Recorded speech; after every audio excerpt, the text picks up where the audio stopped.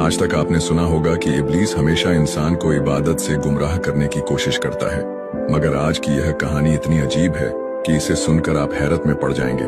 एक शख्स अंधेरी रात में नमाज अदा करने के लिए अपने घर से निकला।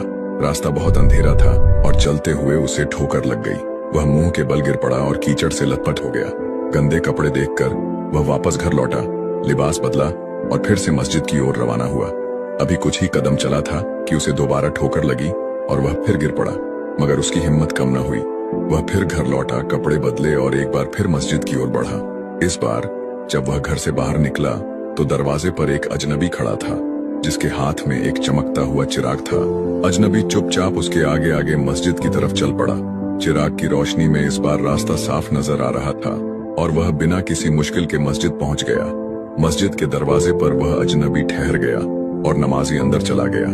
नमाज अदा करने के बाद जब वह बाहर निकला तो देखा कि वह अजनबी अभी भी खड़ा था, मानो उसे घर छोड़ने आया हो। नमाजी को अजनबी पर शक हुआ और उसने उससे पूछा, आप कौन हैं?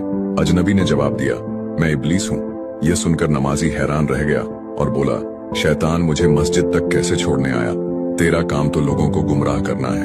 इब्लीस हंसते हुए बोला, जब पहली बार तू गिरा तो अल्लाह ने तेरे सारे गुनाह माफ कर दिए। जब दूसरी बार गिरा तो अल्लाह ने तेरे पूरे खानदान को बख्श दिया। मुझे डर था कि अगर तू तीसरी बार गिरा तो अल्लाह पूरे गांव को बख्श देगा, इसलिए मैं चिराग लेकर आया ताकि तू बिना गिरे मस्जिद पहुंच जाए। यह सुनकर नमाजी की आंखों में आंसू आ गए। उसने सजदे में गिरकर अल्लाह का शुक्र अदा किया कि उसकी मेहनत और नियत को अल्लाह ने कबूल कर लिया।